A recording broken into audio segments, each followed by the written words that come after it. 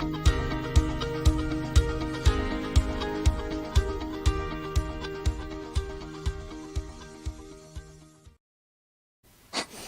guys, I'm Si and welcome to Ace Podcast Nation, the home of the Andy Campbell Football Show. This is episode number 92.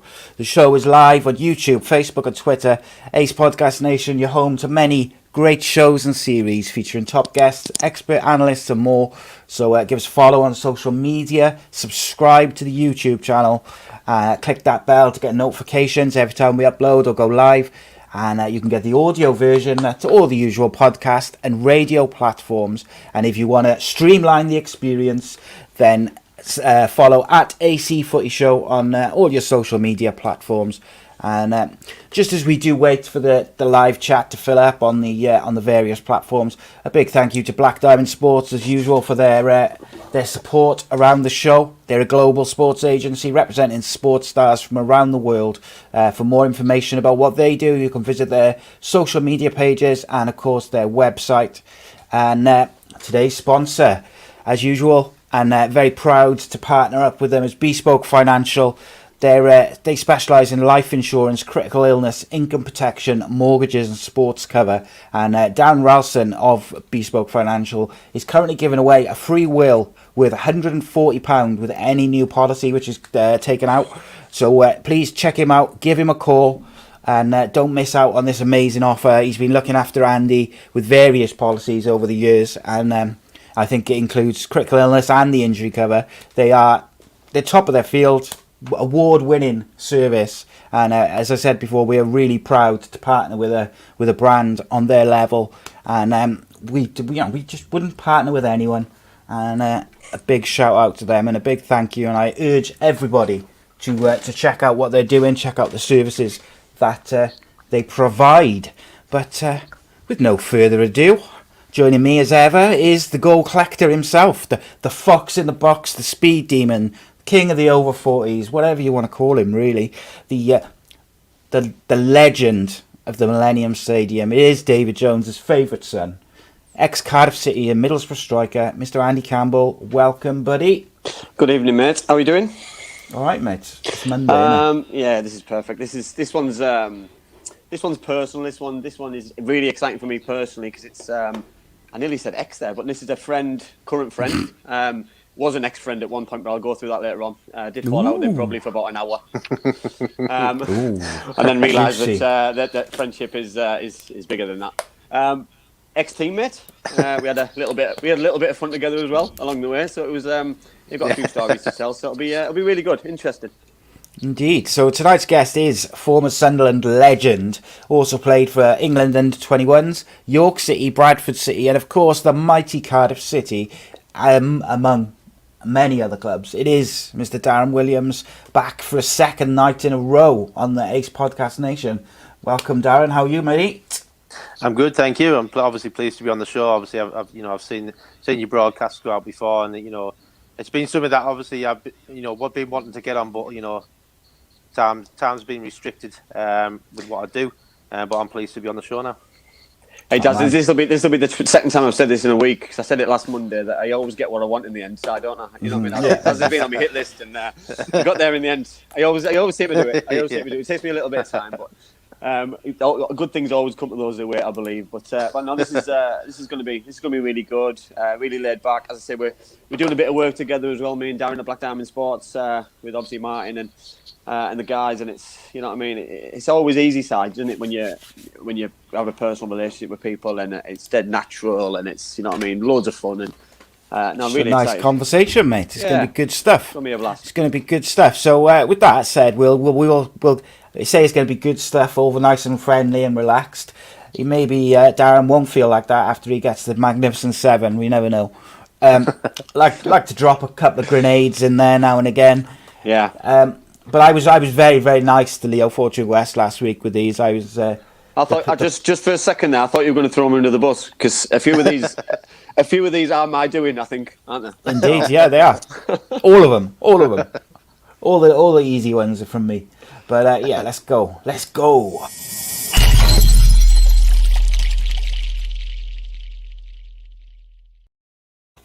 Okay, Darren Williams, the Magnificent Seven. Messi or Ronaldo? Messi.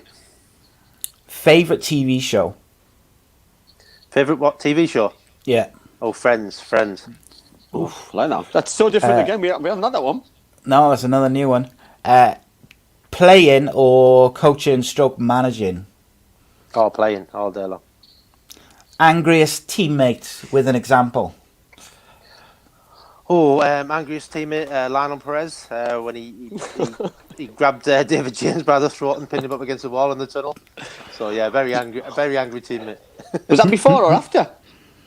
That was actually during, mate. It was about half time, and then it all kicked off in the tunnel. And yeah, Kev Ball got involved as well, so it was just carnage. Do you know what? He scared me. Like, he scared me with the goalkeeper. Any goalkeeper who wears short sleeve shirts is just a lunatic.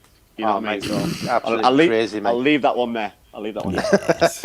Middlesbrough or Sunderland? Horrible question. That's horrible. That's horrible. I've got to go Sunderland because I spent so much time there. Oof. Ricky Spragbia or Peter Reid? Oh, that's horrible. Oh, that is brutal. I'll give you a second to decide. But what a question, by the way, because what we're going to talk about in a couple of minutes' time is the influence that both of them guys had on your career, and I know both of them had equal, if not amazing impact. But it's a question I'm going to make you answer. Yeah, I support. I mean, obviously, I got the opportunity, obviously, through Ricky, but I think obviously Peter Reid was kind of obviously had the final say. So I think he gave me the chance to play for Sunderland and reach the levels I reached, really. So. And do you know what? I'm going to break my own rules, and I'm going to add a supplementary question. It's going to be the Magnificent Eight, because I just genuinely interested in the answer to this. Who do you think would win out of Peter Reid and Graham Souness? What, in a fight? Oof. Yeah, in a fight. In a fight, in a friendly charity football match in the centre of midfield. Who's harder? That's a good question. But I've seen the Sunderland documentary, so I don't know if you've seen that. Obviously, Daz was I've seen bits of it, yeah. And I'll be honest, I've seen a few kickoffs in the changing room, but nothing like that. Yeah, I mean, really was brutal. Like, to be fair, so I'd probably side with Peter Reid, to be quite honest. Oof. Yeah, only because he's probably scared of him. So let's be honest, I'm scared of him. Listen, if you can, he knows where he lives. If you can manage some of the characters that he's managed, and I'm not on about Daz at the minute. I'm on about the Kevin Balls of this world, the Lionel Perez's. You know what I mean? The characters and the influences at that time, on that kind of level, at that kind of a football club, by the way, because that was a football club which was growing in the right direction at the time. Was just phenomenal, really. Spot on, mate. And then the final official question is, nice and easy, the greatest Englishman who's ever lived. Doesn't have to be football related. Oh, greatest Englishman that's ever lived. That is a good question. It's a good question. I love it. Do you know what? I think he could have been. I mean, I'm going to side with obviously football, but I think he should have been and could have been even better than what he was. But obviously, I'll go for Paul Gascoigne. I just think, obviously, he was a fantastic player, but in all honesty, probably even if you look back at himself, that he could have done things differently and been even better than what he was.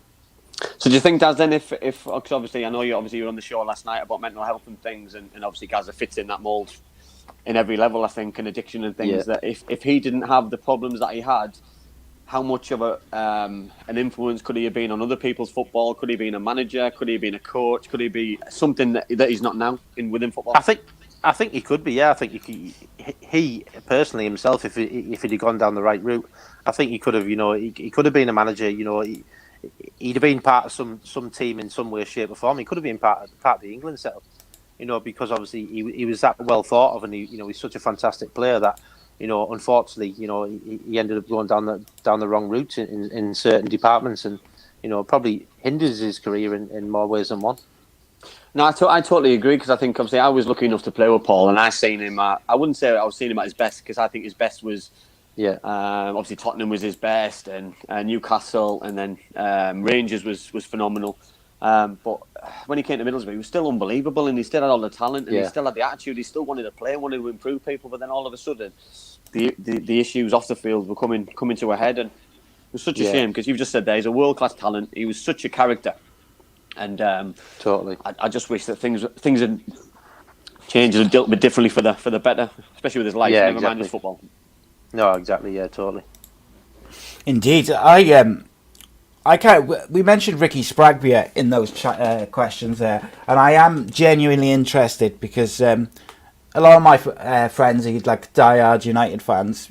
Few of them from Manchester as well, funnily enough. But they say that Ricky Spragbia and Carlos Queiroz were a massive reason why Fergie was able to continue his success into the latter years, like that period where I think when they were there, they had like a little bit of a wobble under Fergie, and then he started bringing in kind of top coaches underneath him, and I just wondered what your opinion is just of Ricky Spragbia as a coach, because I think he's got a reputation as being one of the best in the business.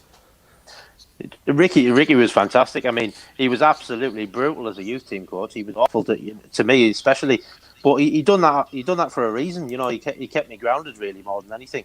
Anything that wasn't done on obviously, you do your jobs after. I mean, it's not so much now because obviously times have changed. But Andy will tell you, we used to do jobs. You used to scrub the dressing rooms, the toilets, scrub the showers.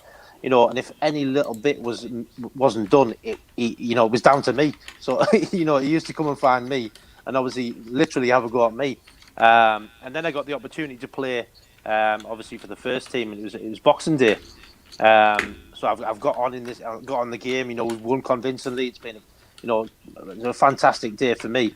So I'm sat there and I'm buzzing. I'm starting to take my kit off in the dressing room, and Ricky walks in and he went, "Daz, what are you doing?" I said, "I'm just going to go and get a shower, Rick." He went, "No, you've got jobs to do." I went, "Rick, I've just come on for the first team. I just want to have a shower." And then I said, "I'll come down and do the jobs in a minute." He went, "No." He went, "Stick your gear back on now." He said, "And get your ass down there now." So anyway, I'm going down to the away dressing room, and what I didn't know is one of the away team players had a massive turd in the shower on the floor. And literally, Ricky had seen it, but he come down to get me to go and pick it up. That's grounding at its finest. Grounding at its finest. Honestly, it was minging. It was disgusting. And Ricky went, "There you go." He said, "Go and clean the showers." And I opened the door, and as I opened the door, I was like, "What the hell's that? The smell!" And it was just sat there in the middle of the floor, and he made me go and clean it up. Kept your feet on the ground. Kept your feet on the ground. Jesus. 100%. And to be fair, Andy will tell you. Obviously, Neil told him this. We went to Barnsley as a youth team, and we got absolutely hammered. I think it was about 5 or 6-1. And we got back on the minibus, and we're thinking we're heading back to York to go and get on the train to go home. Ricky opened up the ground, and he made us do a 12-minute run around the pitch. We just had 90 minutes, and we just chased the ball for about 90 minutes. And then Ricky wasn't even happy with that. He wanted us to do another 12 minutes around the pitch. And then he said, "Oh, you can get on, but you've got to be back in for you've got to be back in for Sunday lunchtime." So it was just absolutely pointless. Could do with a few more managers like that now, I think. I know, but yeah, totally. But Jazz, on that note, then, what about has anybody ever said anything negative about Ricky? Because anyone I spoke to about from New York, from United, from everywhere else he's coached, through the FA, nobody's ever got a bad word to say about him. No, this is the thing, and nobody hasn't. No matter how he treated you as a youth team player, at the time, it was irrelevant because he was fantastic at what he did. The only thing I've ever heard, and this was kind of from a good source at Sunderland, is that when he was part of the Sunderland, obviously management, he left the dressing room one day virtually in tears because he couldn't grasp the lack of respect that some of the players had in the dressing room at the time. And I think that was his just towards staff in general, mate, and just towards their attitudes towards the game type of thing. And he felt so, obviously, how passionate he was about football, and he just felt that no matter what he did there, those players were just gone. They kind of like lost, they kind of like lost the love of football in a sense, but not through Ricky, just for the fact that they were just getting probably paid an absolute fortune and just didn't really care. But that's so disappointing, though, isn't it? You know what I mean? Because you just talked there about grounding. You know what I mean? And obviously, that's something that I want to talk about. You know what I mean? That obviously we were brought up in the same era. You know what I mean? We were brought up in the same area. Obviously, You got an opportunity at York City. I went to Middlesbrough, but getting paid £32.50 or £37.50, you know what I mean, is something in itself that keeps you grounded, you know what I mean? And then doing jobs like you just mentioned, and you know what I mean? And that's going in first thing in the morning. Obviously, you lived in digs. And obviously, I want you to tell people about that. So your daily day is basically wake up in a room shared with somebody else. I'm guessing going to training, staying there all day, going back, and someone else cooking your meals for you. You know what I mean? Tell everybody what it was like and what your day was like. I mean, like I say, you know, like we've said, times have changed, but you know, the daily routine was obviously, you know, you'd wake up in a bedroom with, you know, 3 or 4 other players. You know, obviously one was your brother Neil. Do you know what I mean? Don't get me wrong, we had some fantastic times and some great laughs. Do you know what I mean? But it was just, you know, you'd wake up, you'd have your breakfast, you know, you'd head into the ground, you'd make sure all the kit was out for the first team. You know, you'd then obviously make sure all the boots were polished up and they're all ready for training. You'd take the 2 sets of boots down. You know, you didn't know which boots your first team player wanted. You know, so obviously you would carry them down. We would then head off to training with all the gear. You know, that would all be set out ready for the lads to train. You know, at times, sometimes Ricky wouldn't even let us get in the minibus. We had to run to training ground. You know, which was, you know, maybe it's 2-3 mile. You know, so you're doing 2 or 3 miles to the training ground before you even start training. Then you're heading back. You know, your first team players are obviously getting changed and showered, and you're running around picking all that kit up, ready to take it into the wash. You know, and then after that, you know, you're allowed your dinner. And then if you weren't training on the afternoon, we'd be basically scrubbing corridors and scrubbing dressing rooms and polishing boots and, you know, cleaning toilets, washing kit, drying kit, folding kit up. You know, it was just constant. And then, you know, and then if you're looking, if you're playing the reserves on the night as well. Yeah, exactly. Yeah, so you know what I mean. And to be fair, you were desperate to get in the reserves because you got off slightly earlier. You know, you were able to go back and have something to eat. So you know, it was just absolutely mental. I mean, and then if you weren't in the reserves or the first team, you sat around the ground, and basically next to York City's ground on the other side, there used to be a TA centre. And I remember one time when I was over the far side, and you had ball duty if it went over the stand, and there was a little hatch in the wall. So basically, you had to unlock this hatch, and you had to go climb through and get the ball. But on the other side was a TA centre. So basically, I went to stick my head through, and this lad had a pretend rifle on the other side, and I just went, oh, like I said, can I have the ball? And he went, no. So I went, okay, and just closed the door and just went. But you know what I mean? I'm thinking, Jesus, you know, stuff like that just wouldn't happen now. But I just think, though, Daz, we speak about side, don't we, about the glamour and or the unglamour, so to speak, about football and how times have changed, and you know what I mean, that a lot's given to players nowadays, Daz. You know what I mean? You see players on a lot more money straight away. Everything's given to them on a silver plate, and I don't think they realise that what it takes to be a footballer sometimes, you know, and that it's going to be a long career, because some people get about 18, 19, 20, and it just all falls away, and it falls away because they've been given everything so early, you know, that we were quite lucky. We were quite lucky that we made our debut at similar ages in the first team, and for me, it didn't mean that my feet were off the ground. It didn't mean that I'd made it, you know what I mean? Because the next day, like you say, you know what I mean, I made my debut at Riverside live on Sky. Straight after the game, I'm scrubbing the baths and picking the kit up with the kit man, and that's just how clubs did it the right way for me. And made it right. Totally. I mean, there was one week where at York I might be playing in the first team. The next week I was working on the turnstiles. Do you know what I mean? It's just crazy. Do you know what I mean? It's like, you know, and then not only that, you're still classed as a YTS. So basically, you're hoping your pro who you're doing these boots for gives you 20-30 quid for your Christmas bonus. You know, absolutely buzzing if you get that. No, Crazy I remember those days. I remember those days, that we used to obviously you'd clean the boots at Christmas, just hoping for a decent Christmas tip. And when you didn't get one, or someone got more than you, you'd be a little bit like, oh God, you know what? I'm not doing it. I'm just going to toss it off a little bit after Christmas, because you haven't looked after me. You know what I mean? And I don't believe you'll do it at the end of the sezen, so I'll just stop, because it just annoys you. Money grabbers. To be fair, when I made it. When I signed a pro at York, I had Jonathan Green as my boot boy. So obviously, what a guy. You know, like obviously Jono, fantastic career, you know. So now I'm asking him for my boot money back. He did say on this show, by the way, that you were the worst boot boy he'd ever had. To be fair, and because he slagged Neil off for being the worst trainer, and you off for being the worst boot boy. So he was straight in there, wasn't he? So a couple of questions we got. Neil Campbell, the better looking of the Campbell brothers, some would say.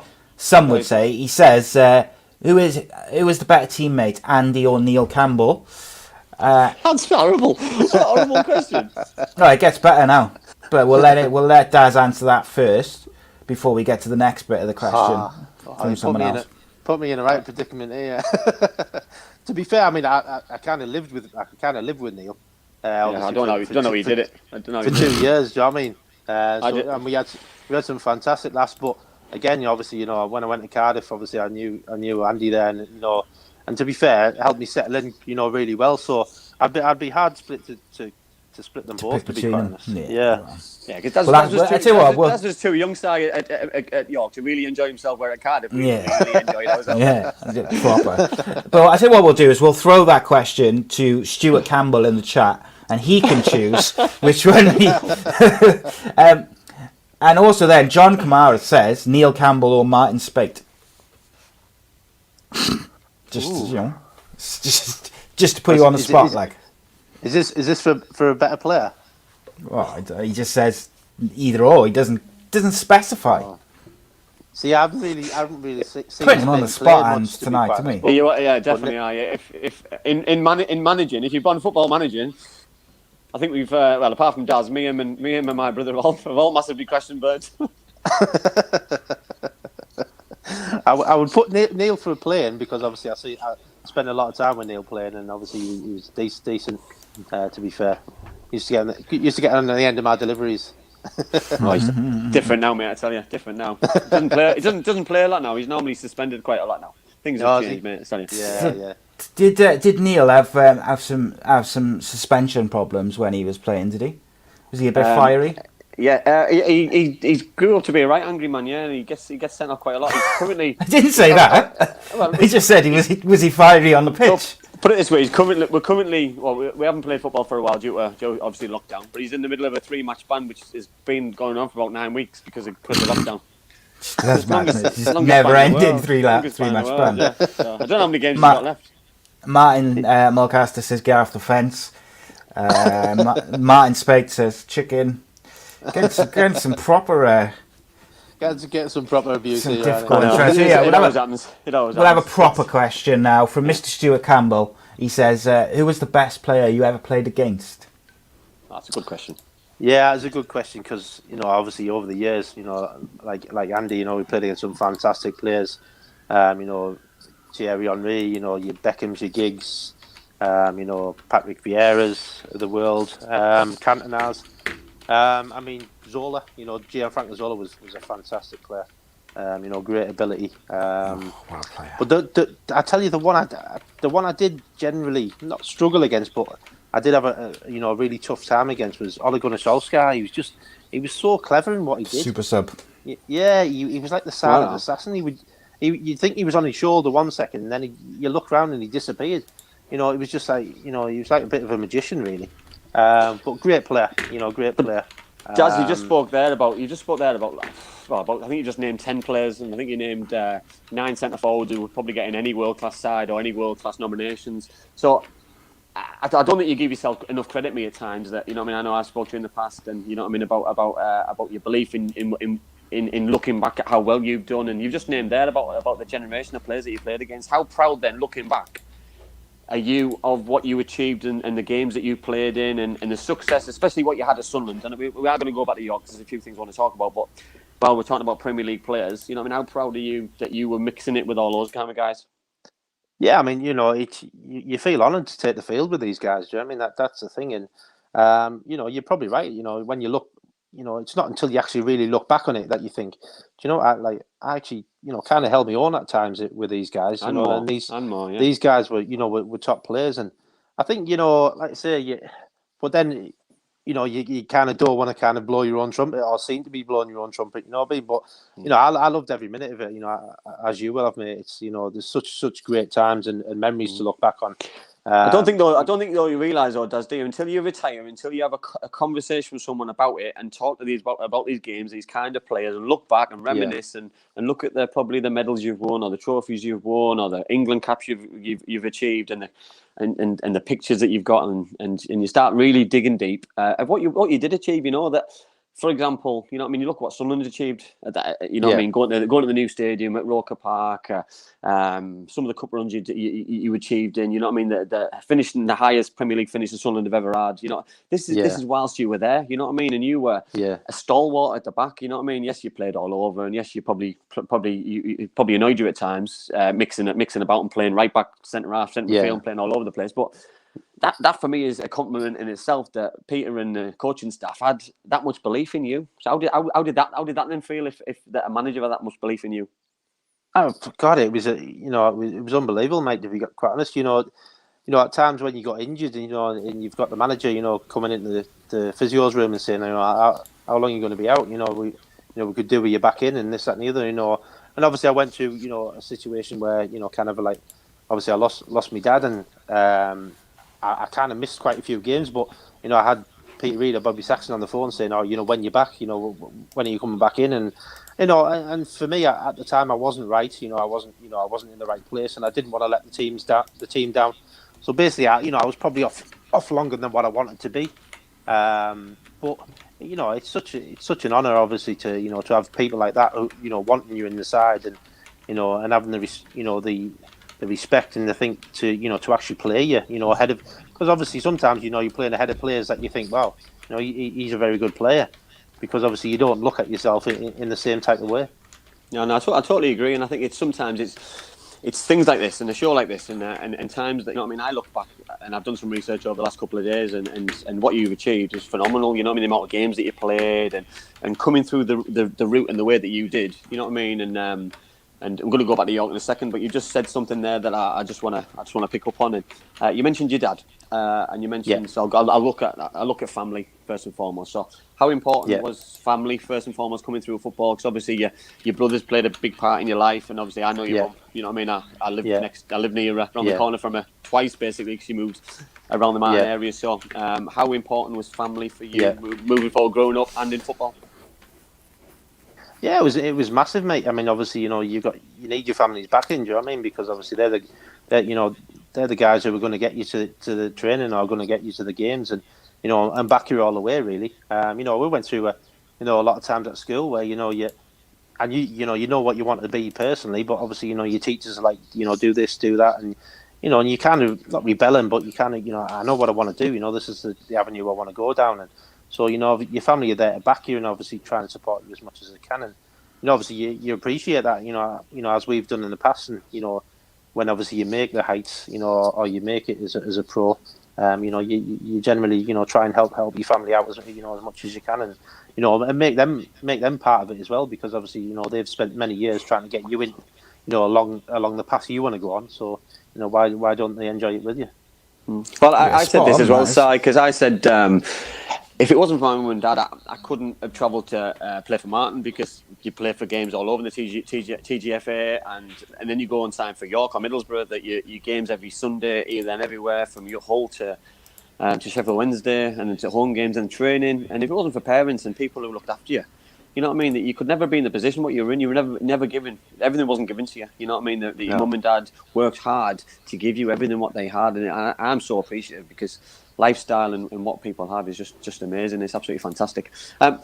Just obviously something, a time in your life at York City. Obviously, I want to talk about. Obviously, you spoke about making your debut and you spoke about coming down, but there's obviously one game which sticks in my head, and it's the Man United games, and you know what I mean. Tell people about that. So, because being a young lad to play at Old Trafford, I know obviously a good friend of yours, a good friend of mine, Nicky Peveril, obviously played in that game, and I think Nicky might have got man of the match in that game, actually, because I'm sure he got a bike or something, and he put something on Twitter not so long ago. So tell us about that, because it wasn't just playing there, was it? You absolutely annihilated him as well. So you know what I mean. Tell everybody about that. God, I mean, obviously, it's an absolute dream, isn't it, at that age, to go to Old Trafford and play, against the Man United side, that no matter what side they put out was going to be, worthy of playing, at any level. So from our point of view, we were just obviously under management of Alan Little, and it was kind of go there and enjoy it. We took down thousands of fans from York, which was fantastic for us. We just thought, we'll work hard, we'll play ourselves in, keep ourselves in the game as long as possible, and obviously the shock happened of of beating them 3-0 there, and it's surreal. But we're coming away thinking, yeah, it's fantastic, but we've still got to play them again. Do you know what I mean? In the second leg, and you always think, well, the second leg's going to be we're just going to get absolutely annihilated because they're not going to want to lose, and this that and the other, which rightly so. But we worked so hard in the second game as well, just to try and get ourselves and keep ourselves in the game as long as possible. And then, fortunately enough for us, obviously Scott Jordan struck just before half time, which made it a bit better for us, and we were in a stronger position. And then come the end of the game, they had Peter Schmeichel was up in the box for corners and stuff, and I remember we broke from a corner, and we literally was about 3 or 4 of us, and at that level, and you kept yourself ridiculously fit because obviously that was part and parcel of the game. If you could work hard and stay in a game for 90 minutes, and be still as fit at the end of it, then you've always got a chance. And there was about 3 or 4 of us broke, and I remember Nicky Pebbles going down the left hand side, and all he had to do was square the ball. He just had to square the ball, and he went to cross it, and he spanned it into the crowd, and we were all absolutely fuming in the middle of the pitch. But it was so close to the end of the game that obviously, and Nicky, he pulled up a cramp and everything, and it was just it was mental. But I just literally honestly remember being in the dressing room celebrating, and I didn't drink then, and literally the first team lads took us out, and I lost about 2 days. I remember coming out of that nightclub and I could not see. I was like, oh my God, the first time I'd had a proper drink, and I remember being sat in the middle of the road thinking, I'm just going to spew up here. I'm just going to spew up. But I always knew that I had to get back. I had to get back in the digs. But the guy who ran the digs, he locked the door at a certain time, and I was stood there knocking at the door for ages and ages. And he'd come down, and he opened the door, and he just gave me one death stare like that, and he went, I'm going to speak to Ricky Sprazier tomorrow about you. I went, okay, and just walked past him and went to bed. I just couldn't, honestly. But these are moments, like you said about a dream to play at Old Trafford and dream to play against Man United. You're on about Peter Schmeichel, you're on about other players, and playing against Man United in one game, one off, and beating them is one thing, but doing it over 2 legs for me is another thing. You know what I mean? Because you could beat Man United 5-0 and still get smashed in the second leg or the first leg. You see Man City, you've smashed 10 plus teams in one game and just relaxed in the second game. And you know what I mean? It's about it's a bigger picture, and I just think obviously I knew what was going on from an outsider because of Neil and stuff, but it was just such a proud moment because I'd met all the players, I knew the manager, and you know what I mean. Obviously knew you, so you knew Nicky, so you keep a bigger eye on it and you keep a closer look at it, and just makes you so proud because it makes you think, do you know what, that they are human after all, that they can be beaten, even though they're world-class footballers and things that, and it can't be an accident. It's happened over 2 games, that you've annihilated them for me over 2 legs. You annihilated them, you know what I mean? Because you deserve to win the tie, which is the biggest thing. Yeah, I think the biggest and best feeling about that overall was leaving the pitch at Old Trafford in the first leg, and we got a standing ovation from the Man United crowd. Don't get me wrong, it wasn't packed to the rafters, but there was enough there. To just show their appreciation, the fact that we'd gone there, we'd done a job on a very good Man United side. Yeah, which is absolutely fantastic. Absolutely fantastic. So some phenomenal questions and comments in the chat, mate. Some phenomenal questions. Go on then. Let's go then before we move on to. Go on then. It's like where to start. So I'm going to read out this one because it's just very quickly. Gaz says. Fantastic episode of Mental Health and Sport last night with Daz. He said, well done and thanks for your honesty. And he said some nice stuff about me, but we don't need to know about that. But like he just said, basically, that he really enjoyed your episode and he thought it was the best one yet, which I actually agree with. And he just said, thanks for your honesty. Donna, who always sends in superb questions, she says, apparently some Cardiff City players at the moment, if I was writing that, I would have said some Cardiff City players at the moment and don't try. Have you ever played in a team with someone who you believed wasn't or didn't try or wasn't trying their best? Do we have names, Donna? Can we name any names? 1 to 11. No, that's wrong. I take out Joe Bennett. Listen, Si, we're in a position, and especially in football, that everyone's got a different style for me. And when certain players play, I can look at them and go, he doesn't look like he's trying. You know what I mean? People could have said that about Paul Merson. People could have said that about other players because it's just the way they go around on the pitch. Where I remember watching Daz. I remember playing with Daz. You know what I mean? That Daz would be everywhere. You know what I mean? Because he was on about fitness levels early on. He was like a rash, so you know what I mean? He'd be all over you. You know what I mean? And that was from the first to the last. But some players weren't like that, and just because they're not like that, sometimes when things aren't Berbatov going was your like way, that, wasn't he? Berbatov always looked like he wasn't trying, but I think he totally. was. Whereas, like, I look at Paul Pogba sometimes, for instance, and I think you're not trying. You're not giving 100%. Whereas I think Berbatov was. I think it was just his kind of language style. Anyone, Darren, who's kind of you've played with and you thought, come on?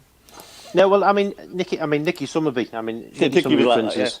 Yeah, he looked like that, but Nicky, I'll be honest, he's honest as the day's long, and what Nicky used to say to you is, Daz, or it might have been Chris Macon or Darren Holloway, whoever was playing behind him in the right back slot, he would just say, look, I'll be honest with you now, I'm not a defender. I ain't gonna probably come back and defend, but if you win the ball, give it to me and I'll do it at the other end. Do you know what I mean? And he was just honest as the day, as long like that, and he even said, because being a fullback, obviously, like Andy said, we kept our fitness levels high and this and the other. So I like to overlap me winger. Nicky was like, don't even bother, Daz, because I'm just going to cross it. Do you know what I mean? It was just honesty. But to anybody off the field, it would look lazy. Do you know what I mean? But that wasn't. It wasn't his game to defend, and and he was honest about that. I don't think it helps as well, does it? I don't think it helps the way that people have the socks, because Nicky was one of those as well. He didn't really look like a player. He had his socks probably down his ankles a little bit. His shin pads were showing. Yeah, so totally. You already look like you don't care. You know what I mean? And, totally. It's so difficult to have that opinion, but I do appreciate what Don is saying, and I do totally agree that when things aren't going well, you know what I mean? Things especially if the manager's under pressure. I feel that sometimes players, they don't down tools, but they don't always play for the manager in a way whereby they're trying to save his job. They can kind of just ease off a little bit, I think. Gavin Randall asks a couple of questions. Gavlar, he says, number one, who was the best manager you played under? I think for me, obviously, Peter Reid was probably the best manager I've played under. Him and Bobby Saxon, had it down to a T. They were great. They were great. We had a great manager, a great coach, but we had a great man manager as well. They knew the players. They knew how to get the best out of the players. And don't get me wrong, that wasn't by always training. That was organising. Days away on the drink. Do you know what I mean? Because it was a drinking culture back then. And like I say, I probably lost a lot of days on the drink. Do you know what I mean? Where with Peter reading that, but it was all about getting everyone together and and like you say, creating that team spirit. And if anything, them two guys created a massive team spirit at that club, and got what they would class as a low budget team to do extremely well in a very strong Premier League.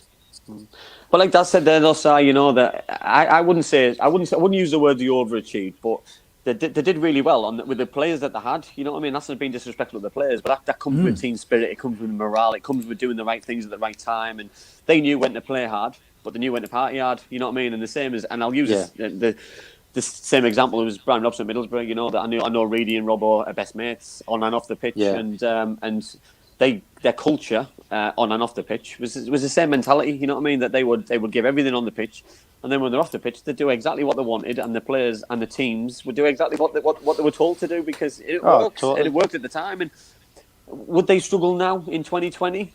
Possibly, you know what I mean? Because what would that substitute Everyone's be? Fitter now, you know what I mean? Well, it is, but what would that substitute be? Because for me, I don't see many teams together. I don't see a team. Yeah, they haven't got that team spirit. You know what I mean? I don't see that team spirit that those teams had. You know what I mean? So what would the substitute be? I'm not sure. I'm not sure if it can be. You know what I mean? Big Sam used to do team bonding days things. at the races and stuff like that. But that's probably the maximum you can do at the minute without the probably the drinking culture, because all it takes is someone taking a snap and you lose on the Saturday. You look at a bad manager, you're putting everyone under pressure, and it just can't happen, unfortunately. Well, I mean, touching on that about Brian Robson and Reedy, I mean, they were big mates, and I remember we had a game on the Saturday for Sunderland, and we were at home. And I was going out on the Saturday night, but however, I was going to drive because we were playing on the Tuesday, and I just didn't want to, get myself in, having a good drink over the weekend. And you feel a bit sluggish on Sunday, Monday. So I basically chose not to drink on that night. So I goes out and we went to Tall Trees, and in the middle bar there was Peter Reid and obviously Brian Robson stood there. So Reedy's turned around, he went, all right, Daz. I went, yeah, you Gaffer, still call him Gaffer on a night out. It's mad, but I had a half a Coke, and he went, oh, what's that? And I went, oh, half a Coke. He went, he gave me the look of disgust. I was like, what? And he went, half a Coke. I went, yeah. He went, pass it here. He went, let me. So he had a little taste of it. He went, oh my God. He went the bar last bit. He went, do us a favour. He went, just stick us a double vodka in there, would you? I went, Gaffer. I went, I'm driving. I went, we've got a game on Tuesday. He went, Daz. He went, it's Saturday night. He was like, do I not pay you enough money to get a taxi home? And honestly, he got me absolutely slozzled, and I had to get a taxi home and come and get me car the next day. It's just. And I just wanted to pick up on something. Yeah, go on. Sorry, mate. I was going to say I wanted to pick up on something which you said about where if someone gets snapped at like the races or on a night out and then they lose on a Saturday, it can become like problematic, and not even necessarily that. The manager might think that there's a direct correlation, but from the fans' point of view and the media, especially the media these days, they build everything up to shoot people down. But when I had Willie Boland on the Mental Health in Sports Series 1, he talked about that, whereby in his first year at Cardiff, he struggled to settle and he didn't feel like he was playing his best football. And he felt like if he played badly on the Saturday or the team lost, he couldn't go out for like a meal or a couple of drinks on a Saturday in case he saw people in Cardiff City Centre or whatever, because do you know what I mean? Like he felt like he couldn't go out, and that's like a weird correlation because footballers at the end of the day, whether it's in the past in that when the drinking culture was more prevalent or now, like they're entitled to have a night out, a private life. They can go and do stuff. They can go and see their friends.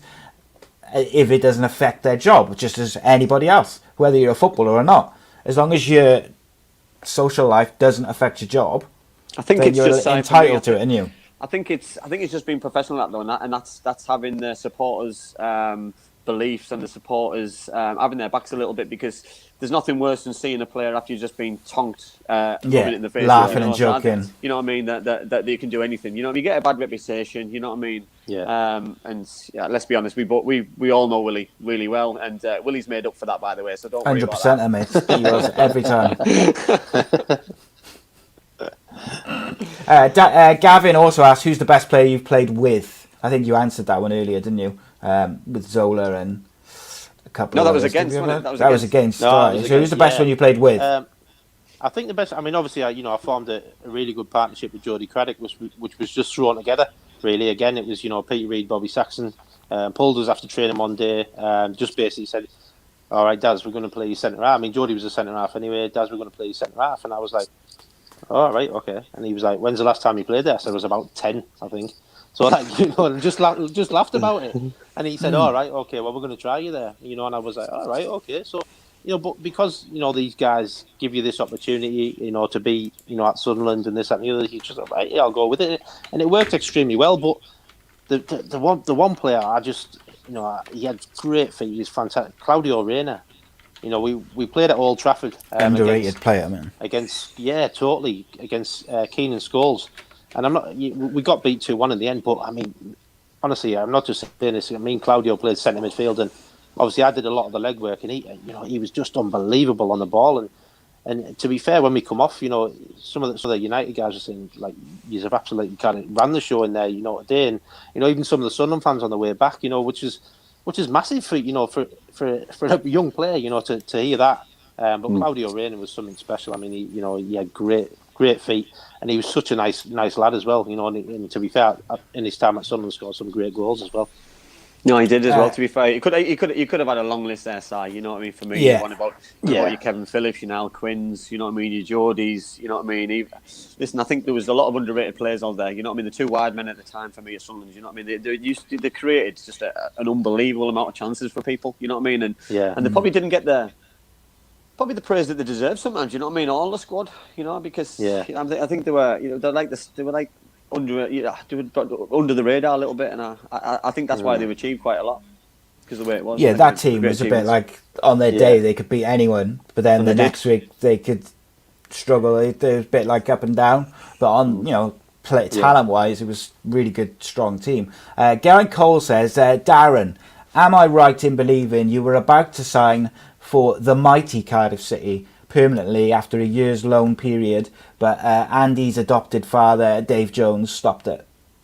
I mean, it's, it was bizarre, really, to be quite honest, because obviously initially I was supposed to be going to Hull on a 3.5-year deal, and Hull were a couple of leagues down at the time, but they were kind of offering me the same money that I was on at Sunderland, which was, bizarre. It was absolutely crazy. I mean, Peter Taylor was the manager at the time, and obviously Peter had me in the under-21s in the England B team.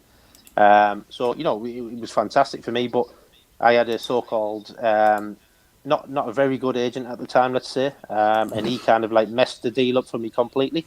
But I ended up being at obviously Cardiff just till the end of the season when I signed, but I was due like another year after that, but Dave Jones was trying to get me on half the money I was on, which really didn't financially work out, right, because my family was still down in the northeast, and there was no plans really to move up on the back of the strength of a year's contract. So unfortunately, Dave Jones, he kind of upset quite a few people at the time. I think in and around that time span.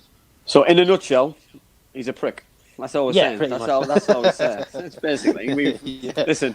I'm not. Listen, we're not gonna hide behind a smoke screen with me. So you know me. I even got a comment on social media the other day about that I nailed a comment on Twitter. Well, I must be nearly 10 years ago now. I said that comment. I can't remember, but my judgment on a certain person, he didn't name him, but I know which one he was talking about, was bang on. Unfortunately, he said. Which, listen, we've all got people, Si, who we don't rub us up the wrong way. Yeah. We don't get on with, because listen. Let's be honest. You know what I mean? That I know Daz inside out, but there'll probably be people who I've upset. There'll be people who Daz is upset. There'll be people who you've upset. We're never going to be friends with anybody, and we're going to get on with everybody. And it's just the life and the times of being a person, or being a footballer, or being a human being. You know what I mean? So there's loads of comments in here. I can read negative ones. To give you a few. I mute anything negative. I'm all about the positivity. So you know that by now. Never hear anything negative come out of my mouth.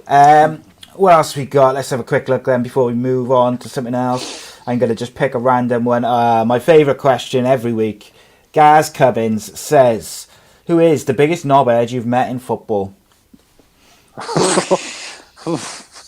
had some corkers, Daz, right? And there was no holding back. I can't remember. There was one a couple of weeks ago, and I can't remember. I think we thought it was just going to get pushed under the carpet, and then all of a sudden you could see the lights go on, and he just went to town, didn't he? I can't remember who it was. Like. It was Dimmy Constantopoulos talking about Victor Valdez, wasn't it? We both thought he was going to just dodge the question, kind of like just pat it away and say, I've generally met everyone who's quite nice. Yeah. And then all of a sudden, Victor Valdez is an absolute. It was quality. I think for me, under Howard Wilkinson at Sunderland, it's probably our absolute worst time for me. I mean, we never really seen eye to eye from the beginning. I used to come into training on every day, work my socks off. You kind of get overlooked. There was times where you walked around with a DVD for the playing squad, and then he kind of get to me sometimes and go, nah, and take it away type of thing, and it was just stupid things really. But this one day he give me a DVD, so I just flung it in the bin and just flung it, and I just didn't really get on with him, and I was out training one day, and I just obviously had the birth of my daughter, so I was knackered. I mean, I was all over, so it was the worst training session I probably had in my life, and all the time through like my training sessions under him, he was calling me everything but Darren. And then one training session, I had the worst training session ever. He went, oh my God, he said, you're having the right beast today, aren't you, Darren? I went, you got my name right, did you? You know what I mean? Honestly, it was just bizarre. I mean, some of the stuff we'd done, mate, absolute mind-boggling. I mean, we were training, we were doing set pieces, right? And we had to visualise these set pieces. But there was no ball. So you had Mickey Gray taking the corner, and there was about 12 of us jumping up in the box. It was just like, what the hell? Yeah, defenders defending, trying to defend with no ball, and attackers trying to get. And I was like, "What is he doing?" We done, we had sessions with psychologists in upstairs in the Stadium of Light, and this one guy, we had a table, and in front of you had a bag of pennies, so and in the middle you had a pot. So if you had a bad thought, you put a penny in the pot, and then these guys would come over and ask you why you put a penny in the pot. So I give it about 10 minutes, and I just thought, I'm not getting this. So I emptied the full bag in the pot. Well, this bloke come over like Mo Farah, sprinted across the room, and he went, "Why did you do that?" And I went, "Because I'm just not getting this, mate. I don't get it." I went, you want us to do this? I went, and then you want us to go out on a Saturday and play against Man United or Chelsea and expect us to be great. I was like, we're spending more time in here than we do on the training pitch. He went, listen, do me a favour. I went, what? He went, visualise this. I went, okay, I said, I'll give you the opportunity. He went, visualise yourself out there. It's Saturday. You're playing against Man United. He went, you get the ball. You take on 5 or 6 players and you stick it in the top corner. I said, mate, I would not be at this club if I could do that.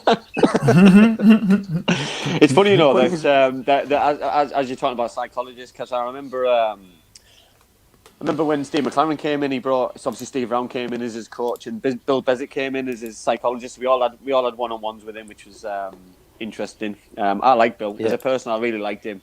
As a professional person, really liked him, but I just didn't get it. I was a young lad. I was probably immature, a little bit like Daz is talking about, but on a bigger scale, I was very immature, as you can imagine.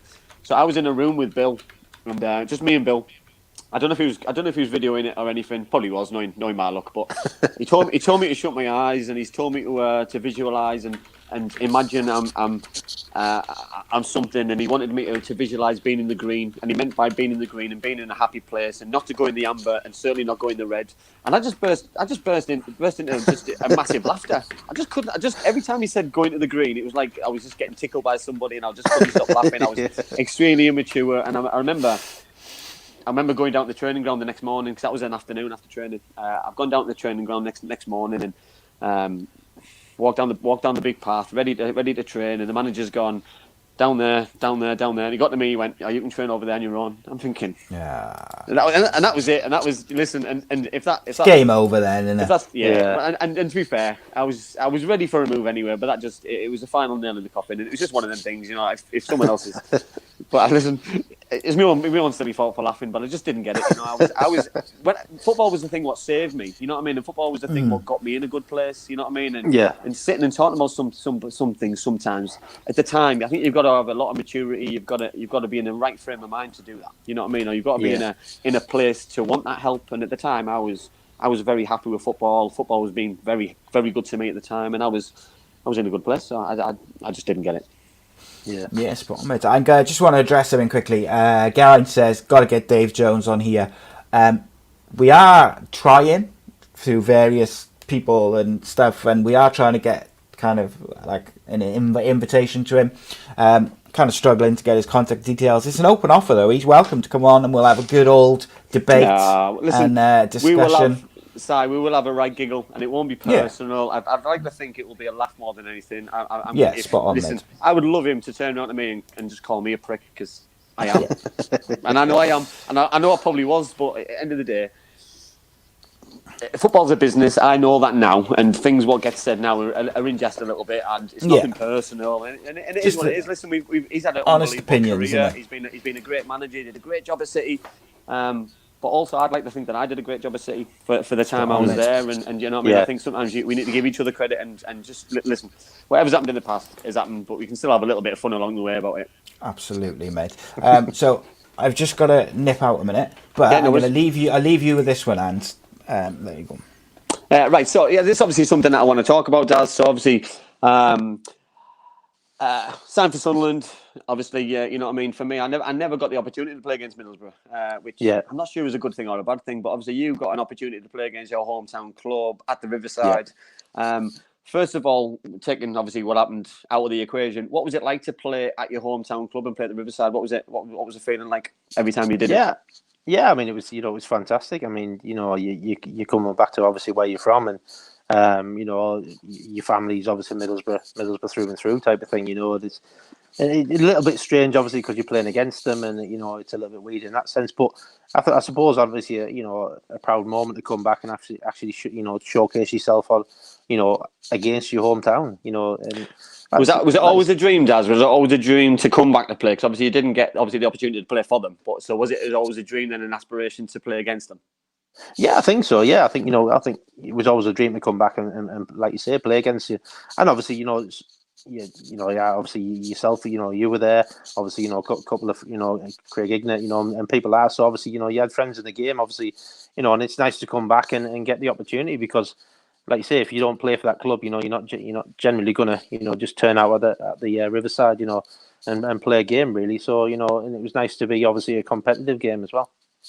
And I think, because obviously every time that obviously I did play against Sunderland and Newcastle and other local side, York City, for example. It was always strange, wasn't it? You know what I mean? Because you're playing against your friends, you're playing against people who you know, people who you grew up with, and you know what I mean. Part of you wants to win the game because you're a winner anyway, but part of you wants to just get something over somebody else because you know what I mean. You know, if you're going out with them on the Saturday night, or you might see them in a week's time, and you might see them tonight or tomorrow, and it's just nice to get that one-upmanship on somebody. Yeah, totally. Yeah, you know, like you said, it's a weird scenario to be in, but it also makes it. I think it makes for a good game as well. You know, because obviously it gets competitive, but it doesn't get nasty competitive. You know, it's that competitive side where you can still have a bit of a laugh and a joke. You know, while you might go in for a tackle and end up tangling up with each other, but it's not in any malice. It's just the fact that you're competing against each other, and there's always laughs, smiles, and giggles. Throughout the game. You know. If you stood next to somebody, there's always, the daft comment, to each other. So I think it's good in that sense as well. And I totally agree, because I think, you know what I mean, you listen, we're all professional people at the time, you know what I mean, you're all players and you're all wanting to win, you know what I mean, you're not going into the game to hurt anybody, but if there's a tackle there to be won, someone's going to come through and they're going to win the ball and more and pick you up, and it's going to come again, and it's just part and parcel of that occasion, part and parcel of the thing, but fans expected it, players expected it, friends expected it, and I think it's just one of those things which is just amazing. But obviously my next point is obviously something happened in one of the games, and it was a quite famous moment in your career. But obviously didn't turn out probably as good as it should have in the end, But so tell everybody basically what happened anyway before we ruin it. Because obviously it's like a running joke now, because I'm proud it happened at the time, but you know what I mean. But tell everybody what happened during the game. Yeah, I mean, obviously, literally in the warm up, really, it all kind of stemmed from there. I was obviously I'm coming back obviously to with Sunderland to play against Middlesbrough, and it's and obviously people having little digs from the ground, in the stands and stuff, while you're warming up, and saying bits and pieces of about your family and this that and the other, but. Probably not in a really malicious way, but obviously just to probably try and wind you up, this, that, and the other. But I mean, prior to that, we'd been working all week on a formation, and obviously, at the time, Middlesbrough had a great side, and we had the little wizard in the middle of midfield, Janino, who could cause problems left, right, and centre. So we'd worked all week, and I was designated obviously a man marker on Janino. So basically, we were in the dressing room. Bobby Saxton's writing the team up on the board. Obviously, the Middlesbrough side at the starting 11, and we'd worked solidly on it all week. I was marking Janino, stick with Janino, do this, blah blah blah. So as Pete Reid's doing his talk, he can't see the team behind him. So Bobby Saxton's writing it up on the board. So Reid said, "Right, has anybody got any questions?" He said, "Nobody should have any questions because we've worked hard on it all week." And I put my hand up.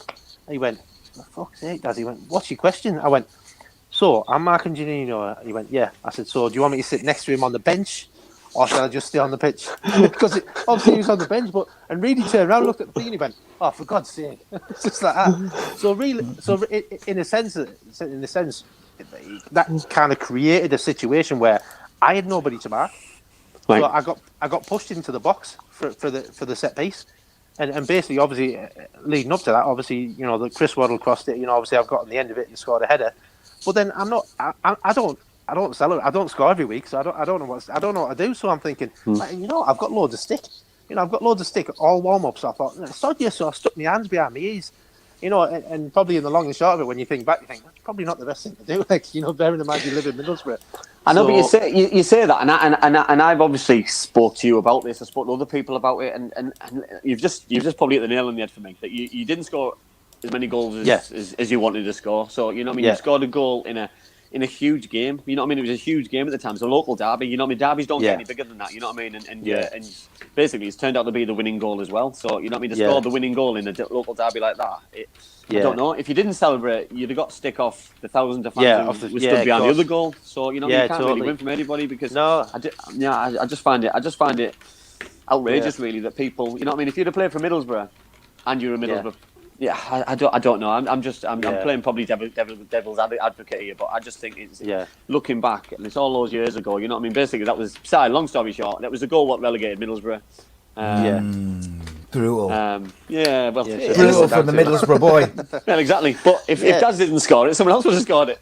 Yeah, exactly. Yeah, I mean, and I think obviously after that, I've had a lot of stake in, the fans used to go out, stand outside my house and chant early hours of the morning when they knew I had to be up for a game and stuff like that. But there was this one morning I came out and I had a sponsored car at the time because obviously I hadn't been at the club that long. So they give me a sponsored car and I come out, and you think all your windows are like really squeaky clean. But that wasn't the case. Well, they just smashed all the windows in my car. Just gone. And I just didn't have a window in my car. It was mental. And then come like New Year, I went out with family, and we were out in a pub in Middlesbrough, and my brother was out with me, and my brother had shaved his hair off for some sort of charity thing that he was doing at work, and this guy was stood next to me at the bar, and he said, "Oh, you're Darren Williams, aren't you?" I said, "No, mate, no." I said, "No." I said, "Everyone keeps saying that." I said, "I don't know why they keep saying that." And then my brother came up and went, "Daz, what do you want to drink?" I was like, "Oh." So at that point, it just all booted off in this pub, and to be fair, my brother had his cheekbone broken, but the weirdest thing is, I'd been given a riot number, like a riot van number. So on my mobile, I had this, like on speed dial, I had this number, and I dialed it, and outside it was like the Sweeney.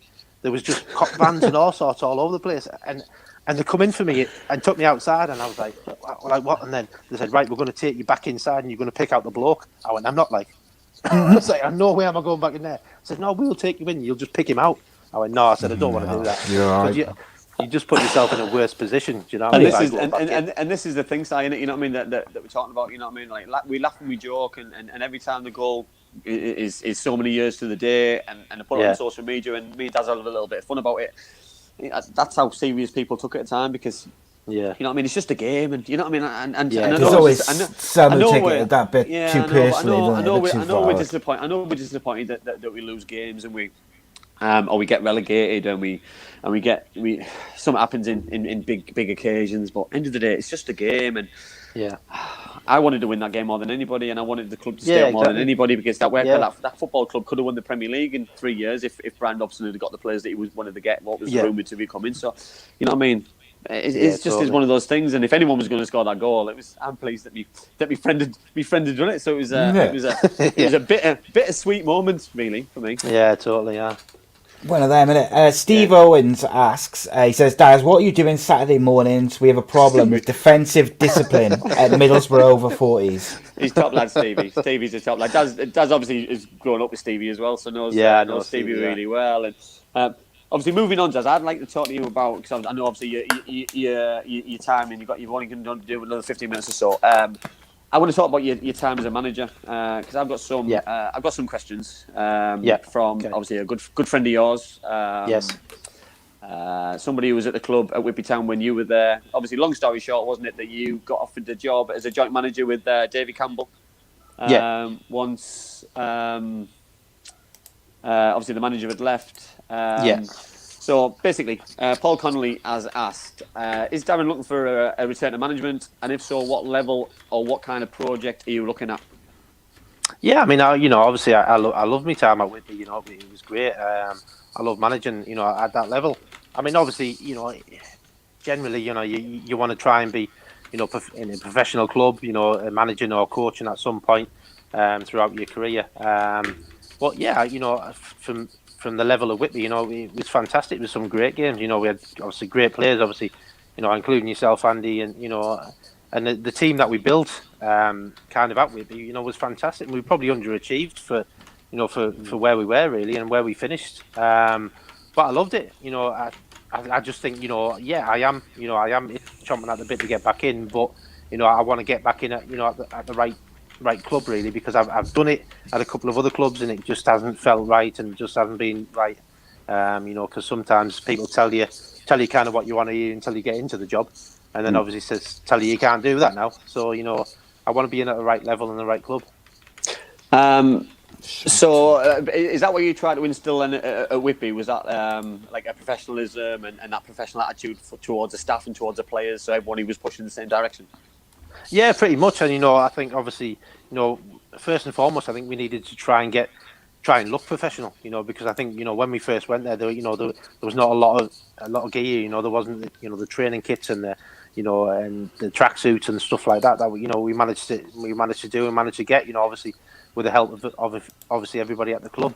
And I think if you, as a player, if you dress right, if you're in the right gear, if you're turning up, that's half the battle, because sometimes you can turn up a bit like rag-ass rovers really, and it just you just don't feel right, and the club doesn't feel right. But I think to get it in a professional sense, even if it's semi-pro, then it's half the battle. No, I totally agree. So he's followed on. He said, could you give us a quick insight on your final few months at Whitby? What do you feel, what went wrong in that spell leading up to it, and would you have done anything differently? I don't think I would have, because to be quite honest, mate, I mean, we were in games and we were absolutely battering teams. We just couldn't put the ball in the back of the net at the end of the day, and you know how it goes. To your scenario, you're playing extremely well. 93rd minutes, they go down the other end of the pitch, cross a ball, and they end up scuffing it in the net or something. And you look back on the game and you think we've dominated that game, but because we just didn't finish our chances and put our chances away, then it was, you're always an uphill battle. You're always open to get caught at the other end, and unfortunately we did on a few occasions, and which really sealed my fate at the end. So how important then was obviously a good friend of ours, a fellow director at Black Diamond Sports, Jamie Clark. So Jamie just texted me there and just said, tell him I saved his job. Yeah, do you know what? When I first took the first year, obviously, Whitby was struggling. I think we were 13 points adrift at the bottom of the league or something. And then we went on a phenomenal run. And I remember Jamie obviously scoring he scored a couple down at where we were. We had Bucks in the last game, and we had Matlock. Yeah, Bucks in the last game. Matlock, yeah. And Matlock just before that, but we were heading down to Matlock, and I think the game got cancelled, and then it got rearranged for the next day because it had to be played on before the Saturday. So we only had the Thursday to play it, so we ended up going to Matlock and Buxton within the matter of a couple of days. And obviously Jamie was a bit of a turning point in that game because he got us a couple of goals, but we ended up winning 4-2, I think, and then we went to Buxton last game of the season and won 1-0, which was was a fantastic scenes at the end of it, to be quite honest, because I know we didn't, you don't take thousands of fans with Whitby, but the ones we took down were absolutely buzzing over it. Well, that was Paul's final question there about what was the secrets behind the Great Escape, and obviously when you did it, what was what inspired that to happen? Because it's not just luck, is it? You know what I mean? You speak about moments in seasons, moments in, you know what I mean? But obviously you picked the right tactics, you picked the right formation, you went there with a philosophy, you went there with a game plan, and that's down to you as a manager to implement that with the team. So how did that feel, and what was that? Was that one of the proudest moments as a manager? It was a really proud moment for me as a manager, and obviously, getting involved in the club was massive. Even when I played there, short time as a player, the club felt like there was so many nice people there, and you wanted to do this, for those guys who turn up week in, week out, and yeah, I looked at the squad, and unfortunately, some of the guys weren't kind of ready for that level of football. some were quite young guys, so obviously, you then look back and you think, right, who can I bring in? Where's my experience going to come from? Can I, and it's like putting a puzzle together in a sense. And I always said this, with Peter Reid and Bobby Saxon, you find the right pieces. Even if they're not as multi-million-pound signings, that you find the right pieces that fit the jigsaw. And I think we put a bit of a jigsaw together. We made the lads feel a bit special with the gear and stuff, and this, that, and the other. Training. We were not. I wouldn't say we were flexible, but we understood that if we'd had a really competitive month, that some guys needed a bit of a rest. Like the guys up in Newcastle. They travel a long way to come down to train. After work and stuff. So you kind of look after it, and I think it's managing people. And I think if you can manage players, and they have the respect for you, then you half your battles there. And obviously I kind of took the field myself, at that time as well, because obviously I was still fit and still playing then, unlike now. Well, Si, we spoke, haven't we, mainly on the Friday show about a similar thing. Si loves my terminology about round pegs and square holes, and I mean. It's just that's part of the battle, isn't it? You know what I mean? Some managers fall into a trap of just thinking, right, my best team is my best players. You know what I mean? It's not about that. It's about putting the right players in the right position. And you spoke there about some players weren't ready. But if they are ready, you play them, and it doesn't matter how old they are. You know what I mean? It doesn't matter if somebody better comes back from an injury. If they're playing well and they deserve to play, managers will play them. You know what I mean? And I just think it's some managers. Yeah, sorry. Some managers, but that's how Daz played. That's how I played. That's how people got an opportunity in football. Because let's be honest, young players at that time, they were 10 to a penny. You know, the experienced players always played, but you know, what I mean, they didn't always play. If you were good enough, you would play in the right position. Totally. Spot on, mate. Totally. I think we've talked about that a lot on the Championship show, haven't we, mate? Is the playing the players you've got rather than the formation you want to play. Pick from the squad you've got. Stuart Campbell says, do you think you were born competitive or were you made competitive? Listen, that is the most serious question he's ever put in. I don't. Spot on. The one thing I don't think you can put into players is a competitive side. I think you either have it or you don't have it. You know, I've tried over the years with different players to try and put a more competitive side in, you know, to try and make. But I just don't think you can. I think you can coach players to be better. But I think you've got to have that you've got to have that willingness to run through brick walls. That willingness that you don't want to lose. You know, that desire not to lose the ball, the desire not to lose a game. I think if you've got it, you've got it. If you haven't, then it's very. I don't think as a coach you can put that into somebody. I totally agree. Daz, you just spoke there about man management, and you spoke about Peter Reid, Bobby Sexton, and Kevin Ball. You know what I mean? Peter Reid won't have needed to shout and get Kevin Ball up for a game. And Daz, when you're a manager, and I'll use him as an example because he's just came to my head there. Charlie Raby, for example. You know what I mean? You start shouting at someone like Charlie as a young boy. Yeah.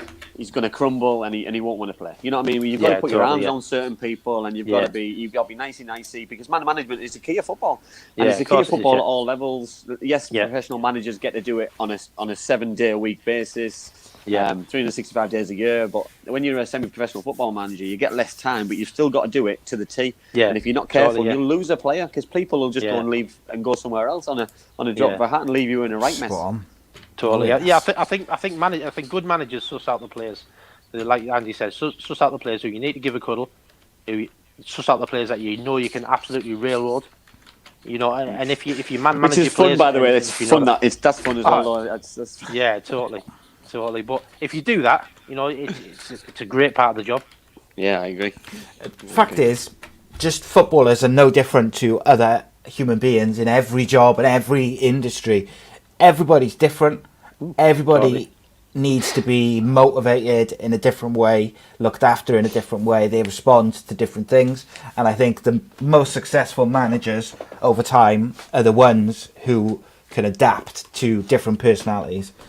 Look at, you only have to look at Fergie, managed Eric Cantona, managed Ronaldo, players who are got not necessarily difficult in terms of causing a problem in training and things like that, but difficult to kind of rein in at the right time and get them playing. And I think any manager... On that though, what happened when he shouted at David Beckham? He shouted at David Beckham, he gave him the hairdryer, a boot went flying, he leaves and he goes to Real Madrid. So Man United lost the best number 7 they've had for a long time because he handled that situation in many opinions wrong at that time. You know what I mean? Whereas if he'd handled it differently and put his arm around him and said, "Come on, Bex, you're better than that. Look, why didn't you try this or that?" You know what I mean? But at the time, the hairdryer treatment came out and listen, and then they go and replace him with a better number 7. So listen, every cloud. Kelly says she just throws stress balls at her staff. You know, whatever works, I suppose, isn't it? Whatever works. Martin Mulcaster says you can't beat a good railroad, can you, Andy Campbell? No, and I'll tell you that. So I obviously on this one. So Martin is obviously a good friend of mine. Martin was my coach when I just turned 40. I was still playing for Stokesy for Steve Todd, I think we were playing a team in Redcar. It was a cup game, it was a quarter final, and lads were coming off because they'd been on the drink the night before, and there's me, 40-year-old, running about for 90 minutes. You know what I mean? I'd covered every inch of the pitch. I was absolutely shattered. Finished the game, got big, got knocked out of the cup. Arm laid there on the floor, absolutely shattered. Very disappointed. Martin's had his go, which was quite calm. I've had a go, and I could see him. He hadn't finished, by the way. I could see him. He's ready to blow now. So I've just gone back over to him and let him take over, and it was probably the proudest moment I've had, just to let someone just let all their anger out in one go. It's like he must have lost about 7 stone of anger in about 35 seconds. It was absolutely amazing. But listen, what gets said in the changing room or on that pitch or within those group of players stays with those group of players. And if you're whatever level you're at and whatever age you're at, if you take things personal, then football maybe isn't for you, because it's part and parcel of football. You know what I mean? You can't all be well done. You played brilliant, even though you got beat 5-0. Doesn't happen. Let's be honest. You know, let's be all professional, or even if you're semi-professional, or you're a pub player, or you're playing with your mates, you still want to win and you still want to be the best you can be. So just get on with it. Yeah. You just got to leave it, haven't you? After once the game's done, and you kind of anything which was said, which might be kind of at each other, it's just left at that, isn't it? And then you can move on and prepare for the next game, or look at what you need to improve from the previous game. Do we want to get one more question for Daz before you want to leave? Yeah. There's one just coming in at the bottom. Paul Connolly says, outside of Buxton Matlock, Daz, what was your favourite match or matches in charge at Whitby? You're looking very well, by the way. Yeah, I know. Sorry, Daz. Sorry. I'll just scroll the group chat just to see it says that me and Si are looking well as well. We always get that. Thanks, Paul. I would say one of the biggest games, and probably two of the biggest games against both teams were FC United away and FC United at home. They were always fantastic footballing games, but we went there, we went away to FC. We kind of passed them off the park. And I'll always remember that again. They had a decent following. I think they had about 3,000 at home-ish, something like that. And our lads got a standing ovation from coming off the pitch because we was that at Bury, Daz? Was that Bury? Yeah, it was at Bury. Yeah, it was at Bury, mate. Yeah, and we absolutely bopped them off the pitch. And then we played them again later in the season at home, and we beat them again. It was a bit more of a scrappy game because we took a lot of water on the pitch, so it became a bit more of a scrap. But down at Bury, I mean, the pitch was perfect, but our guys moved the ball extremely well.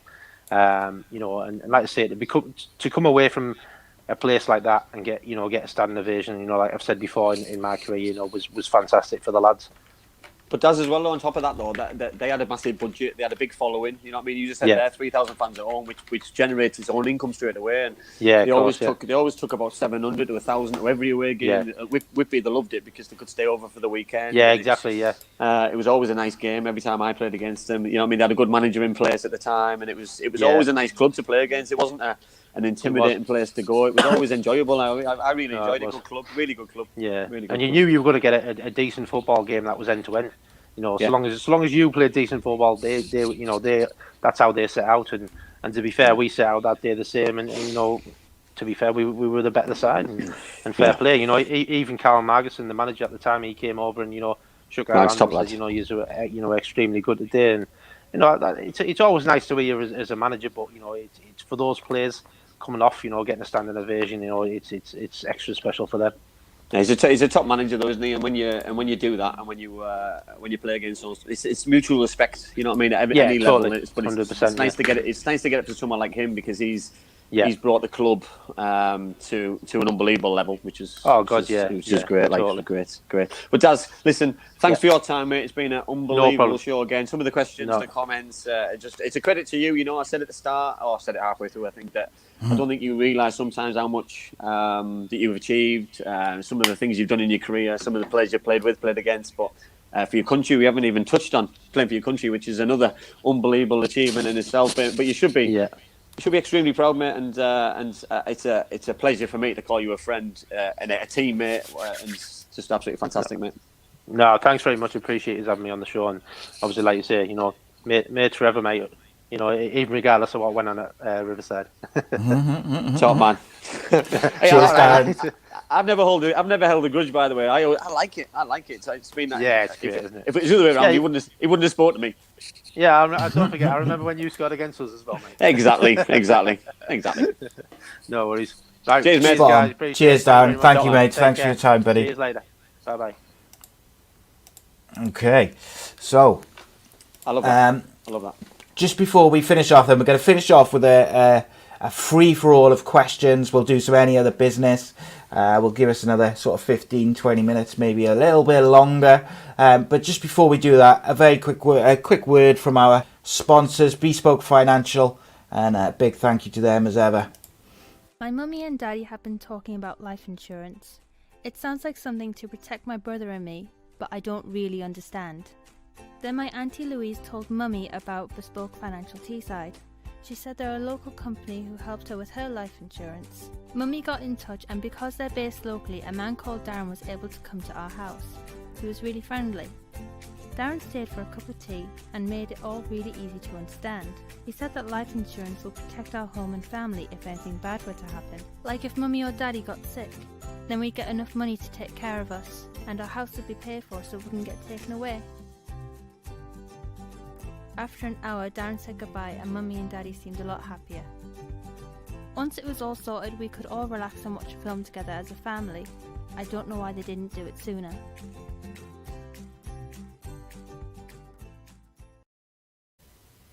Yeah, Bespoke Financial, we thank them for sponsoring the show and all their support around the show.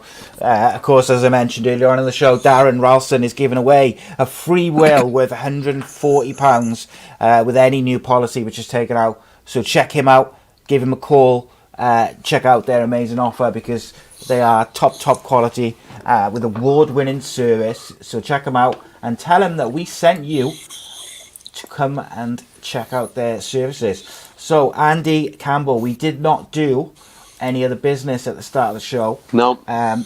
So, I'll let you go first, and let's get stuck into some football stories. Is that while you think of yours? Yeah, I still can't decide. Right, listen, I'm going to talk about something which I got a little bit of stick over the weekend on social media about something. I know. I was very disappointed. Obviously, something happened over the weekend in the Middlesbrough game. I'm not sure if everybody saw it, but Mr. Tavernier took a penalty against Norwich City and unfortunately kicked it twice. The ball went in, so the referee cancelled the goal, and in my opinion, rightly so. In many supporters' opinion, the goal should have been given. And then obviously the day after, it was Fulham against Everton. Carvalho double kicked it again. This time the ball went over the bar. Referee obviously would have given a free kick, I'm guessing, but obviously give a goal kick. And obviously to happen twice over a weekend is very surreal, which is very strange. It's nice, a bit weird. For a long time.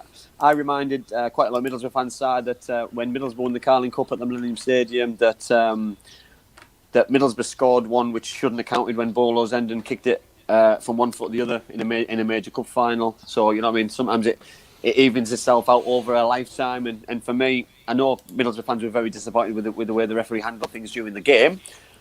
But in that moment, for me, in my opinion, I think he got that decision spot on. I thought it was fair. If that was the other way around, I'd expect it to be cancelled as well. So I don't know. You know what I mean? It's a difficult one. And people were saying to me, I'm not a Middlesbrough fan, I'm a Cardiff fan. I'm a football fan. I am a Middlesbrough fan. I am a Cardiff fan, and I want things to be fair. I don't want to get a goal which shouldn't be given. I don't want to. Yeah, listen. If Diego Maradona was English and he scored his handball, I wouldn't be singing about it. Well, Craig Sullivan just did it. Just said didn't David Beckham do one? I think it was against Argentina, wasn't it? A penalty in the World Cup or something like that. He did like a double kick slip.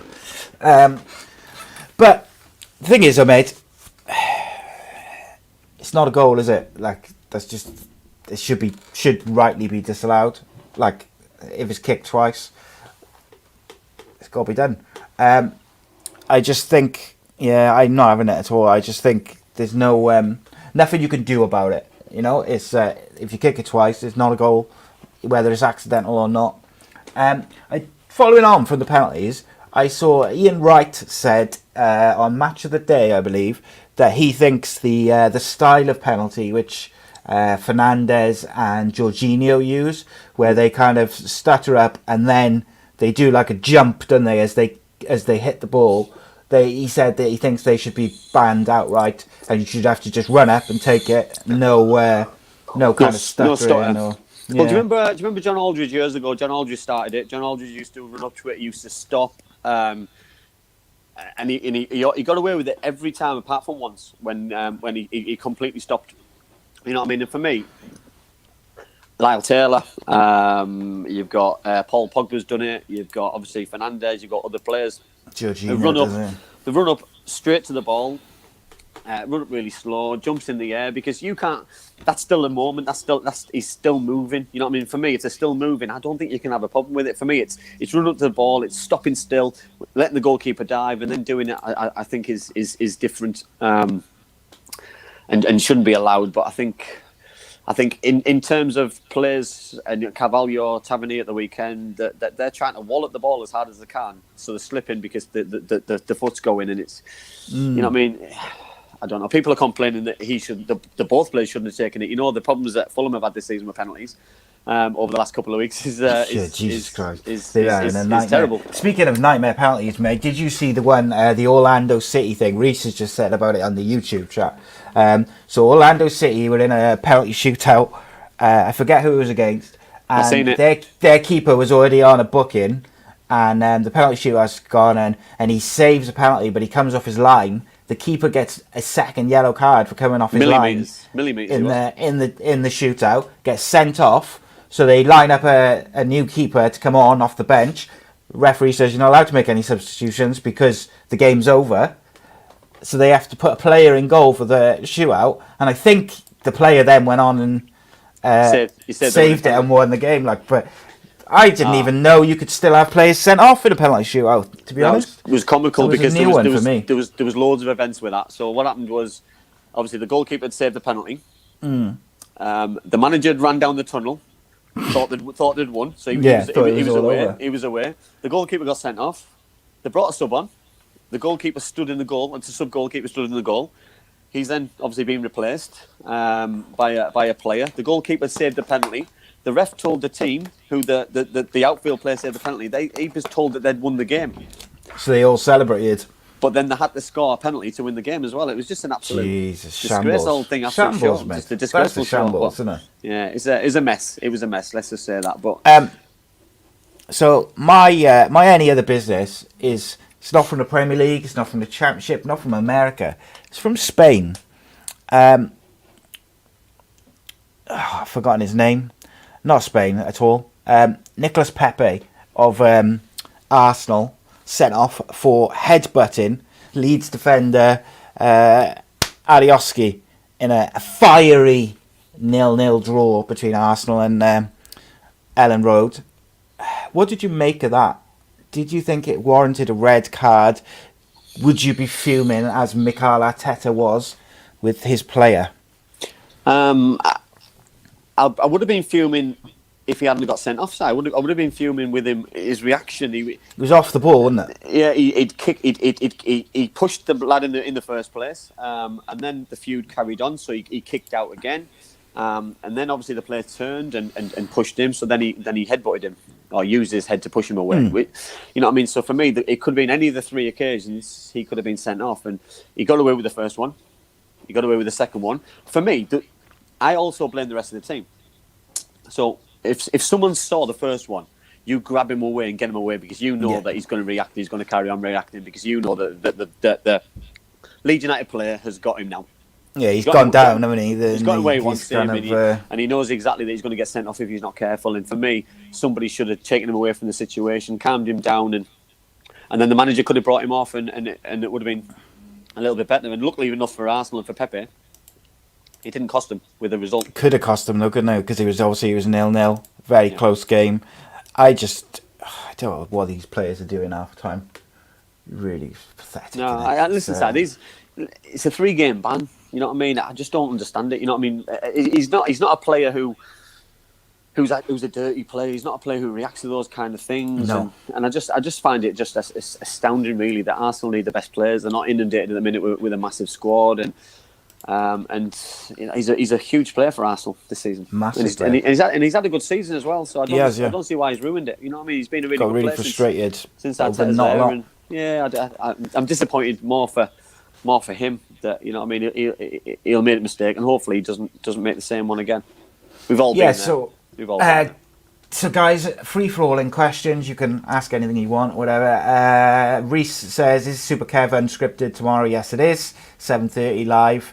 should be good. The first one was very entertaining. We talked about all sorts of random stuff. There was another question somewhere. Where's it gone? Garen Cole says, Andy, the City shirt behind you that you've got framed, what is so special about it? That's my hat-trick shirt from the Oldham Athletic game. Obviously, the pie. biggest victory in my career during a game. Yeah, the pie. And if I move that there, where is it? Oh, so there's the match ball. The ball. There's the match ball, and just next to it as well, there's the replicated boots from the Millennium Stadium as well. So big moments and things that for me, which I cherish massively and I appreciate. And when I was talking to Daz there about, you don't realise, but until you have a conversation with someone about football, and I look at trophies, I look at things, and I look at all videos, DVDs, and things what people put on social media, and just appreciate what I've done in my life and what I've done in my career, because the things what people can't take away. And obviously, the shirt behind me is a moment in my career which, you know, I mean, it's not every day that you get thrown a pie hit you in the face during a game. Yeah, spot on, mate. Have you got anything from the Millennium Stadium game? Memorabilia. I've got my football boots, which have never been worn since. Excellent. Sam got me the same boots, moulded in gold, which I've still got as well. Yeah, amazing. You have to show us that one week. You have to get it out. And yeah, they're just in here. So yeah, you have to get your camera. You have to get your camera, and we'll do a little video of Andy Campbell's memorabilia. Were you one for like swapping shirts with players after the game and stuff like that? Well, in Middlesbrough we weren't allowed. Brian Robson was quite against it. He saw it as disrespectful to Middlesbrough's fans and things, and he'd never done it apart from international level. So we didn't do it, which was fine. Everyone for me, does it these days, don't they?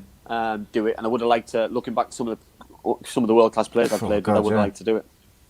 Everyone does it these days, don't they? Like every game, they swap shirts seemingly, but. Yeah, I mean, some of the players you played against over the years, mate, you've had some cracking shirts. Is there like one player which you've met over the years, like through your career, during your career, where you were a bit starstruck? I missed that. I couldn't hear that bit. That bit. Say that again. Was there ever a player which you like played against, or in the same squad or whatever, where you were starstruck?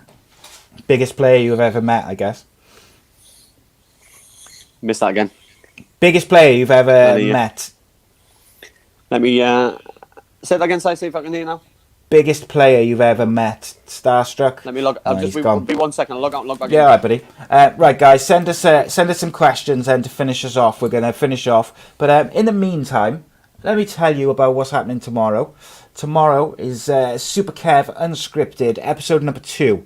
We are going to be live at 7:30. Me and former Cardiff City legend Kev McNaughton. We're going to crack open the red wine and we are going to talk about whatever comes up. We've had a few subjects sent in already, a few recommendations for the top 10 list, so we've got that to go with. And of course we have the Mental Health in Sport show on Sunday and a few other bits and bobs. Mr. Campbell, can you hear me? Yes.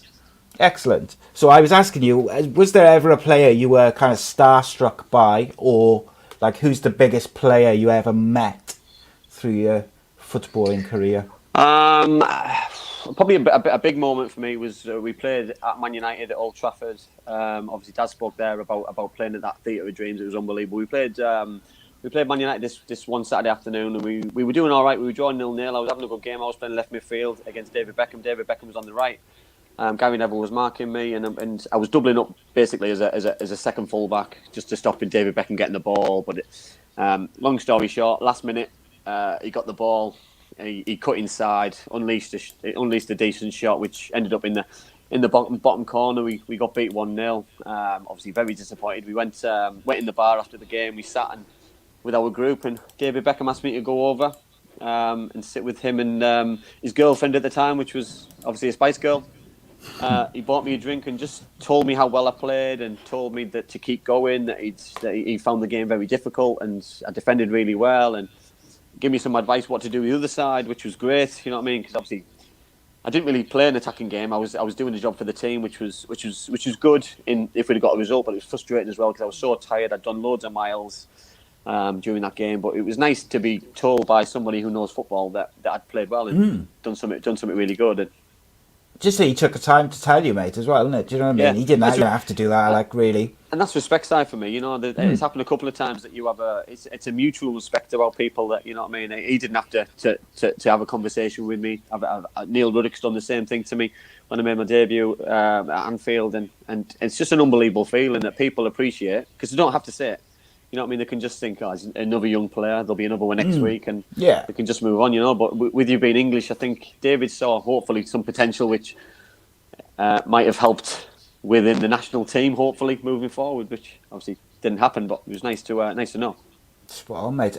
Kay Child says, Andy, what happened with Marinelli at Boro, and why did he never really make it? Oh, listen, Carlos Marinelli was probably one of the best players I'd played with. Technically, he was like Lionel Messi. He was same snatcher, left-footed, Argentinian. He came from Boca Juniors as a 17-year-old, I think. I played a few reserve games with him. One in particular, we played at the Reebok Stadium against Bolton Wanderers, and he played just behind me. I was playing right on the shoulder.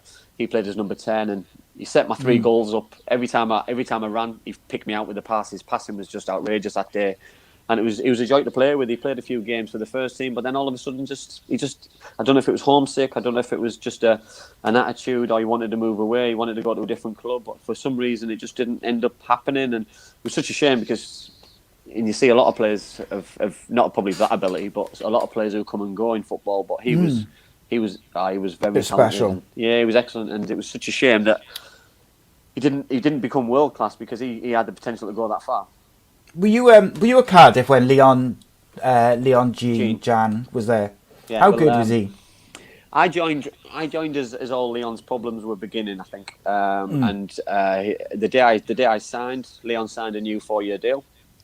Which was great because obviously I was in the same canteen as he was. He just signed his deal and things, and he was getting his fitness tests. He was getting drug tested and things, which obviously didn't end up going down the right path.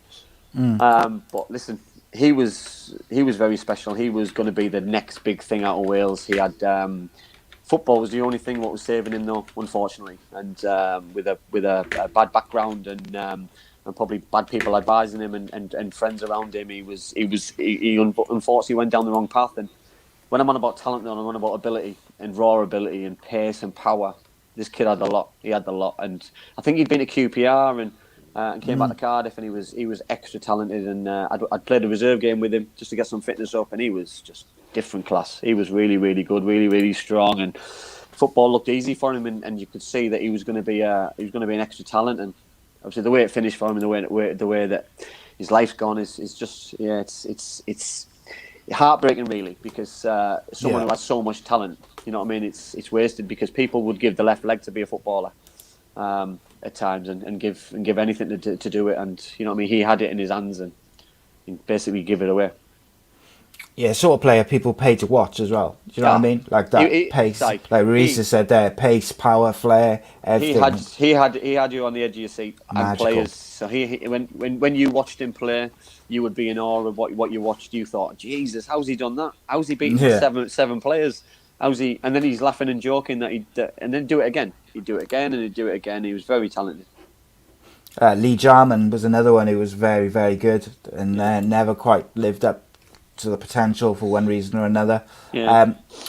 Paul Connolly says he got to hear the story about Hendonsford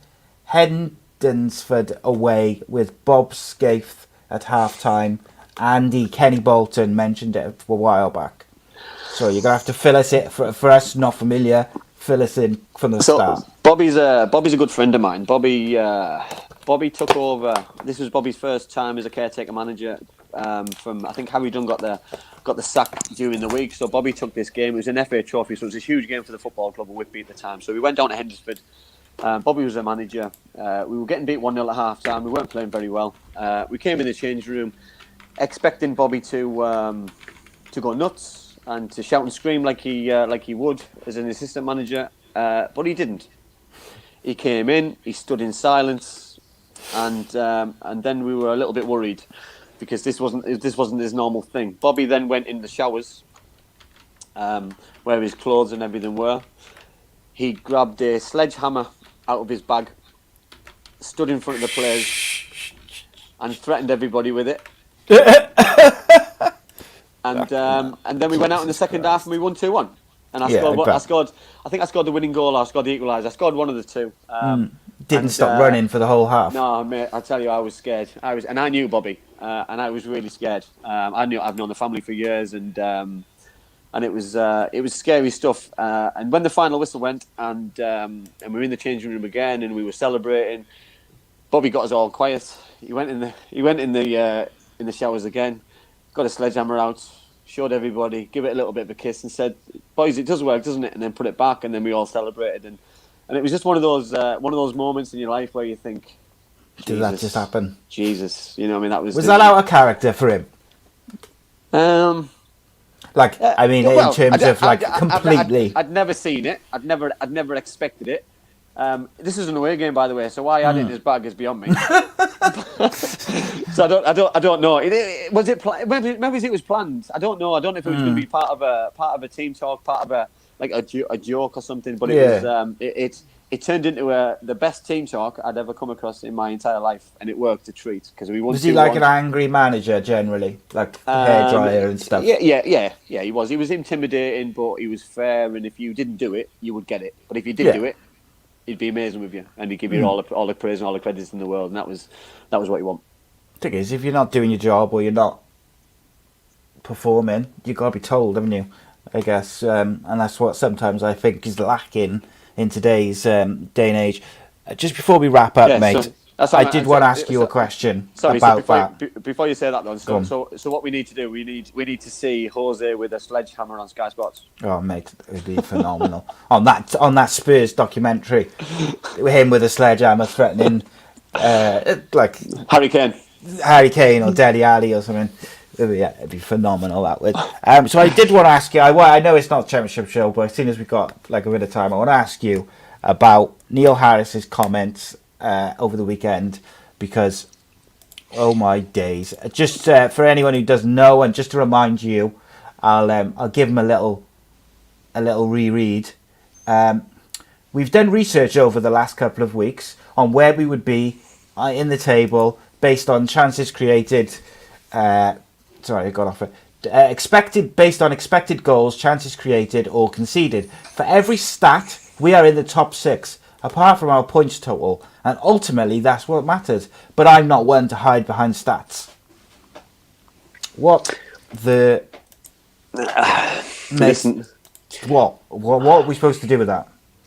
It's. I don't like it. I don't like how it's come out. It's like an arrogant statement for me. The stats which obviously I focused on in the championship show are things like Cardiff City always go behind. They're always chasing games. That's a fact, by the way. That's worrying stat. That's just fact. Worrying. That's a fact. Cardiff City need to score at least two goals a game to win a football match. That's a fact. Listen, is that a talk of a manager who's under pressure? I think so, a little bit. Do I hope he turns it around? Of course I do, because he's got the players to turn it around. But like Donna alluded to a little bit earlier on, has he lost the dressing room a little bit? Has he lost the players? That will obviously come over time. If the club believes he has, then they'll have to look past his new and they'll look for somebody else, because I don't like to see managers lose a job. We've said this on the championship show. There's too many upheaval in managers. There's too many people managing, hopping and moving from club to club to club. And there needs to be a little bit of stability and people given a chance. I don't know what's gone wrong from the end of last season to this season. You know what I mean? There hasn't been reverted back to his initial, like. So like when he came in, I voiced my. No, I wouldn't say I voiced my opposal to his appointment. I voiced my concerns about his appointment. Yeah. And then he's reverted back to type in that he sets up not to lose, which Jose Mourinho sets up not to lose, but Jose Mourinho doesn't consistently concede 1 or 2 goals in the first half of a football match every game. Yeah. One thing I'll give him credit for the weekend, Si, is he went 2 up front again at the weekend. He had Gratzel and Kiefer Moore up front. But then he didn't put any balls in the box. So yeah, I agree, but you can't just do it for one game, Si. You know what I mean? If you're playing a style of football, you've got to have the players doing the same thing repetitively over and over again, week in, week out. So if you're a winger, normally you've only had one target man in the box. But now you've got 2. Or this week you've got 2. So next week you might only have 1 again, and you're putting balls in the box.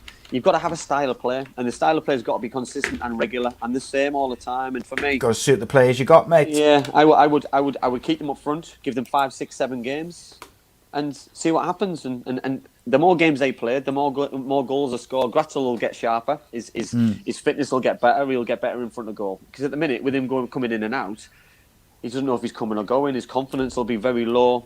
He won't be match sharp. He won't be firing on all cylinders in front of goal. His fitness levels won't be as good as what they need to be. So at the minute, Kiefer Moore's getting all the plaudits because he's scoring a goal here and there, and obviously playing for his country. And at the minute, Gratzel's working his socks off when he does get his opportunity, but doesn't get the rewards. Yeah, like for me, and I might get some stick for this. I think Murphy's got to play. He's got to play, not just for one game, and then when he doesn't do it, take him out. He's got to play 5 games on the bounce from the start, give him the ball, and tell him his job is to get past the fullback and put the ball in the box. And not even that side for me. Ojo on the other side, you have Harry Wilson in there. Give people a task. Give some pace. Give people a task for me. You know what I mean? For me, Murphy needs to play. He played last season, end of last season. I thought he was electric. I thought he was unplayable. I thought he changed us last season. I agree. Didn't he? I agree, but give him a task. You know what I mean? For me, give him 2 tasks. 2 tasks in a game of 90 minutes. Can you deliver 10 crosses to the 2 centre forwards? Yeah. If you don't do that, you're coming off, or you're not going to play. You need to do that. Can you get 2 shots in a game? If that happens, you've got a player who's potentially setting 10 chances up and is having 2 shots. So he could score 1 goal a game. He could have 2 assists. You know what I mean? But at the minute, it's a little bit all over the place. And how can Murphy set up or score goals when he's sat on his backside? Spot on. Kelly says there. He says she said he did awesome against Reading and Middlesbrough at the end of last season, and I thought he changed. He was the catalyst almost for Cardiff having a good end to the season because he injected some pace in it, didn't he? At Middlesbrough, he was. I wouldn't even say he was awesome. He was just unbelievable. He was unbelievable. He had everything in his game, and then he got his reward in the last minute of his goal when breaking away. Middlesbrough had left some big gaps, and he beat the back 4 for pace.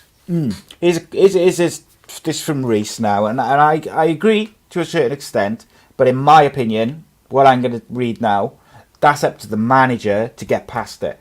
So Reece says on the YouTube chat, Murphy's problem is you can see what type of game he's going to have from his first attack. If he beats the defender, then you know he's going to have a great game. If he doesn't, his head drops, and then he doesn't show up for the rest of the game.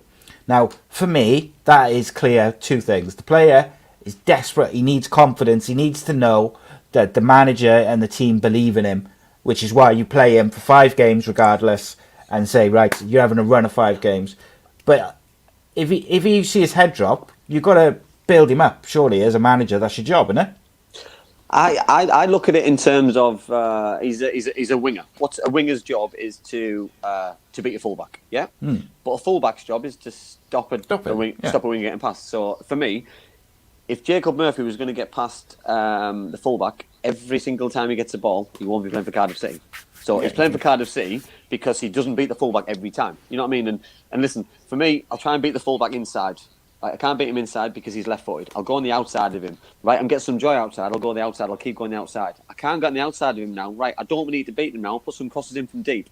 Mix your game up a little bit. Go inside, go outside, send some crosses in from deep, switch over wings. You know what I mean? There's various things that you can do as a winger and a wide player between yourselves and between anybody else. If that's one man up front, then you've got the versatility to go behind or play right and play left. Listen, he's extra talented. He's an experienced player. He's played for Norwich City. He's played in the Premier League.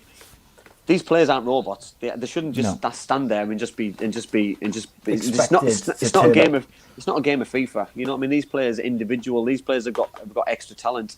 These players are professional athletes and have got something X about them. They've got the X factor. And for me, the only way for these footballers to excel is by giving an open book and saying, do you know what? Go and do what you can do. You've got 90 minutes to go and prove to me and every Cardiff fan that you want to be at this football club. Spot on, mate. Spot on. Right, I'm going to wrap up now, but I will just say I'm going to respond to Garen's comment there. He just says, in his opinion, Pack slows Cardiff's game. Unfortunately, he's also the best passer in the team. So where do we go from there? One thing I'd say, I agree with it. He does slow the game. He goes backwards, sideways a lot. On Saturday, he had no option. If he's got no one to pass to in front of him, whether it's be behind, a striker running in behind, or the wingers moving or in the space, then he's got no choice. He's got to go backwards or sideways. It's up to the people in front of him to move and want the ball. It's difficult for him because he likes to pass the feet. So when he likes to pass the feet, he needs a Tomlin. Or he needs a Wilson to play in that number 10 role, and because Wilson played out wide at the weekend, and Tomlin's injured, you haven't got that person in the hole who he will find every time he gets the ball. Yes, and because he hasn't got those options, he just said they're slowing the game down because he's looking forward, he keeps the ball, he looks out wide, keeps the ball, looks somewhere else, keeps the ball, and he's keeping the ball because he's waiting for that pass that he wants to play, and that pass just isn't there at the minute because we haven't got the personnel. That pass will be there. But he is the best passer I've got. His range of passing is phenomenal, and it's just about finding that pass and doing that pass a little bit quicker. And and the players in front of him have got to move, haven't they? The attacks will be even quicker. Because look at the thing, Si. Listen, I know we harp on about playing two up front, which would be great. But if you had one attacker and Murphy, Tomlin, and Harry Wilson, and Wilson behind. Imagine those three behind one. You've basically got four attackers. You know what I mean? So I'm on about playing two. I'd rather have the four of them because then they can go all over the place like the Red Arrows, and then your passing will be crisper. It will be quicker. It'll be electric, and it'll be great to watch. But these players need to get fit. These players need to get sharp. These players need to get on that football pitch and play. Yeah, and you've got to have those three. Have got to be moving and interact. Interjecting, changing positions, and wanting the ball, wanting to move, wanting to switch from left to right and go to number 10 and create problems for the other team. Okay. Andy, as ever, a pleasure, mate. Big thank you again to Darren. Huge thank you to Black Diamond Sports and Bespoke Financial. Please, guys, if you do one thing this week for us, go and check out Bespoke Financial. See if there's anything there which can help you out. Get that free will worth 140 quid for any new policy taken out, and tell them that we sent you. Tomorrow night, Super Kev Unscripted, episode number 2, 7:30 live. We will talk about any and everything. It was a lot of fun last time. Join us Wednesday, new Danny Batten fight show with the current flyweight champion of the world, Luke Shanks. And boy, oh boy, did he have some stuff to say about his opponent coming up in a couple of weeks. Friday, the Andy Campbell Championship show is back. Until then, we will bid you adieu. Thank you to everyone who tuned in, left a comment, left a question. Massively appreciated. So appreciated that we gave you an extra 23 minutes today. Yep. How generous we are. Have a good week, everyone. Much love. Cheers, guys. My mummy and daddy have been talking about life insurance. It sounds like something to protect my brother and me, but I don't really understand. Then my Auntie Louise told Mummy about Bespoke Financial Teesside. She said they're a local company who helped her with her life insurance. Mummy got in touch, and because they're based locally, a man called Darren was able to come to our house. He was really friendly. Darren stayed for a cup of tea and made it all really easy to understand. He said that life insurance will protect our home and family if anything bad were to happen. Like if Mummy or Daddy got sick, then we'd get enough money to take care of us, and our house would be paid for so it wouldn't get taken away. After an hour, Darren said goodbye and Mummy and Daddy seemed a lot happier. Once it was all sorted, we could all relax and watch a film together as a family. I don't know why they didn't do it sooner.